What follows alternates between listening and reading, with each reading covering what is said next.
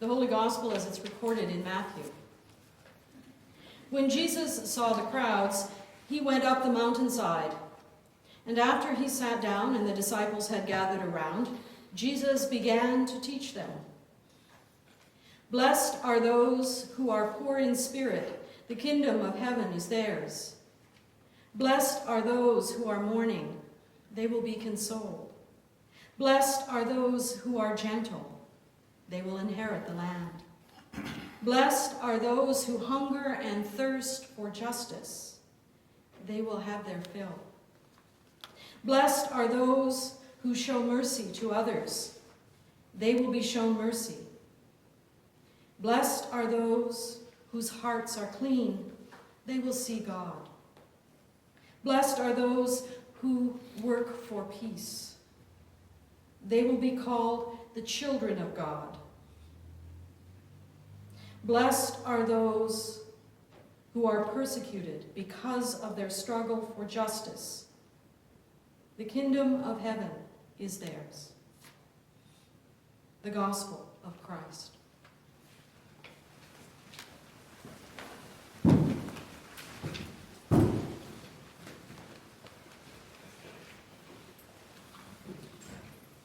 Blessed are the peacemakers, for they will be called the children of God. You're right, Jesus. Have you seen the news? Blessed are the peacemakers. Well, they better be blessed, because all their peacemaking is more likely going to get them killed than heralded as the children of God. Today we commemorate the 100th anniversary of the end of World War I. But since the end of that war to end all wars, the world has experienced the horrors of World War II, in which millions more suffered and died in the Holocaust, and even more millions were killed in battle, and it took the dropping of not one but 2 atomic bombs to put an end to that madness. Since the end of World War II, with its genocide upon genocide, the world has seen the violence and untold murders perpetrated by the likes of Stalin, Mao, Pol Pot, and more. Too many more. More recently, repressive regimes, together with the greed of capitalist consumption, continue to perpetrate violence and genocide on the peoples of Yemen, Somalia, and the Rohingyas. Refugees fleeing violence are cast as fearsome caravans. And kids just out to enjoy some country music and a little bit of line dancing are gunned down in affluent neighborhoods. Blessed are the peacemakers indeed. Jesus hasn't got a clue about the only thing peacemakers are likely to inherit is the right to die trying. Wars and rumors of war are the order of the day. Face it, humans are a violent lot, and violence and war aren't about to end soon. So I'm sorry, Jesus, but this way of life that you keep encouraging us to embrace is only going to get us all overrun or enslaved, maybe even killed. But then, what would Jesus know? War sure ain't what it was in Jesus' day. War has gotten uglier as our means of destruction have become more efficient. Have you had enough yet? Do you wish you had a remote in your pocket and you just turned it off? Doom and gloom, just like the news. Day after day after day after day after day. Over and over again, the drumbeats get more and more intense. These are dangerous times. Be afraid. Be very afraid. We live in the midst of violence, and war, as horrible as it is, well, war is a necessary evil. That's what they tell us. Well, before you tune me out, please hear me out. For the times, they are a-changin'. The truth is, Our ancestors were far more violent than we are. The truth is, and statistics will bear this out, the truth is that violence has been in decline for years and years and years. Today, dear friends, we are living in the most peaceful time in our species' history. That's a fact, and facts matter. So blessed are the peacemakers, because they shall be called the children of God. Now, lest you think that I'm suffering from delusions, let me lay out a few more facts for you. For centuries now, violence has indeed been on the decline.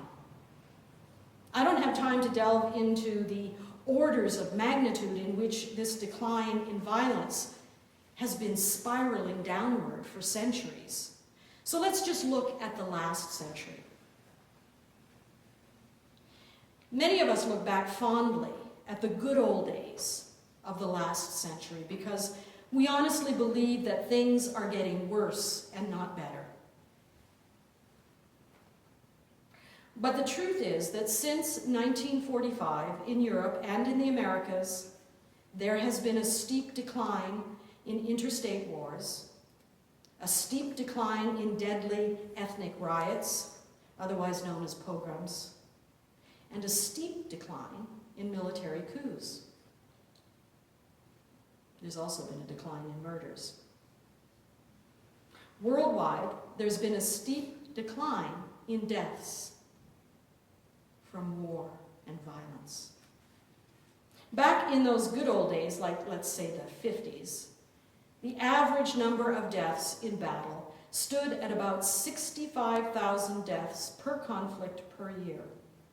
Today, that number has shrunk to less than 2,000 deaths per conflict per year. Don't get me wrong, 2,000 deaths per conflict per year is still way too many deaths. But since the end of World War II, there has been a 90% reduction, in deaths resulting from civil wars and genocides. A 90% reduction represents, in the history of violence, a colossal decline in violence and war. And for the skeptics among you, who aren't that worried about the rumors of war because you're more concerned about violent crimes in your neighborhoods, let me just direct your attention to our more violent neighbors to the south. In the US, the FBI compiles what it calls uniform crime statistics, which tell us that violent crime is indeed going down, way down. In fact, in the past 10 years, crime rates overall have returned to levels last seen in 1950. And Canadian statistics are even better than that. You are far less likely to become the victim of a violent crime than your parents or your grandparents were. As for your children and your grandchildren, they have never in the history of humanity been as safe as they are today. That's what the statistics say. As a species, we have never experienced such peace, such security. It is unprecedented. So why are we living in fear? Statistics also indicate that we have never been so afraid. Even in Canada, where we once took pride in our military because they were among the world's most respected peacekeepers, we are responding to our fears, and over again, we hear calls for us. We peacemaking Canadians, we are crying out for our government to build up our military, not as peacekeepers, but as well-equipped warriors. We want our military to be more agile so they can get in and out more quickly. and be more effective militarily. We are afraid. We are very afraid. And yet we are safer than we have ever been. And we are living longer than humans have ever lived. And that's a big jump. For most of human history, the average life expectancy was 30.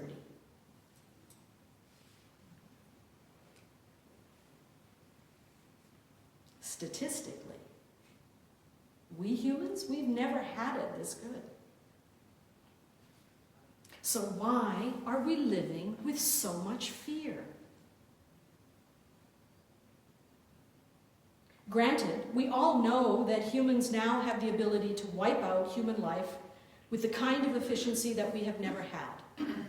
Our weapons have fearsome capacity.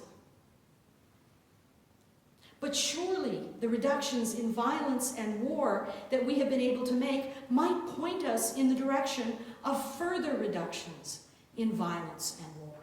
Surely if we find ways to ramp up our efforts, we can capitalize upon the great strides towards peace that we have already made. War is not an inevitable part of our reality. Yes, humans are capable of such great evil and such horrendous violence. But humans are also capable of such great creativity. Creativity that makes life beautiful. Creativity that alleviates suffering. Creativity that heals wounds. Creativity that strives for justice. Creativity that can ensure that all of the many blessings of this life are shared in ways that make peace. The ancient Hebrews expressed their hopes and dreams for the embodiment of this creativity in one word: shalom. Shalom represents the vision of a day when the world can live in harmony because everyone has enough food, enough shelter, enough wealth, enough justice, enough freedom from fear, so that all people can live into everything that they are created to be. This shalom, this salam, this pax, this peace, expresses a hope-filled vision of life free from fear of the other. A vision not of some impossible dream, but rather a vision of what is possible because we already have everything necessary to ensure that every single person on the face of this planet has enough. There's already more than enough. Creation is bursting with this possibility. There is more than enough food to feed the world many times over.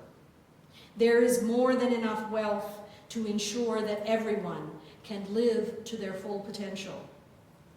There is more than enough to ensure that we can make peace with the earth and stop the looting of the earth's precious resources. There are more than enough ways to ensure that everyone has enough justice. What we are lacking to ensure the embodiment of this hope-filled vision is hope itself. We hardly dare dream of shalom because we see so little hope. Our fear of losing what is ours to the other, this fearsome other, has robbed us of our hope. In so many ways, we become victims of ourselves, seeing fearsome foes around every corner. And we've dug ourselves into deep trenches of despair. And yet, we are the very ones to whom so very much has already been given. We are the very ones who are richer and safer than any generation that has come before us. We have stored up more wealth, more security, more stuff than our ancestors could have even begun to imagine. And yet, we cannot summon up enough hope to begin to imagine what is necessary to embody a vision of shalom. We cannot imagine the hope necessary to inspire others to embody that hope in order to make peace. Sisters and brothers, to those of us to whom much has already been given, much is required. It's long past time for us to put away our unfounded fears and embrace the hope that our wealth, our safety, and our security ought to inspire in us. Surely, we who have more than enough can look upon each and every dire prediction of scarcity and doom and bring a word of hope. Surely, we who have so very much that our own fears seem trivial and unfounded, surely we can afford to take the risk of offering hope. Hope to one another, and hope to those around us, and hope to the world. On this day, when we remember the shattered hopes and dreams of those who have gone before us, it is time for us, the wealthy, the privileged, the safe, and the secure, the ones who ought to be fearless on this day. It's time for us to move beyond remembrance.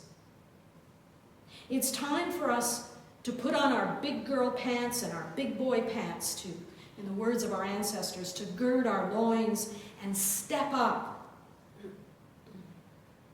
to embody a hope-filled vision of peace unashamedly. It's time for us to put away our fears and speak hope into every hopeless situation.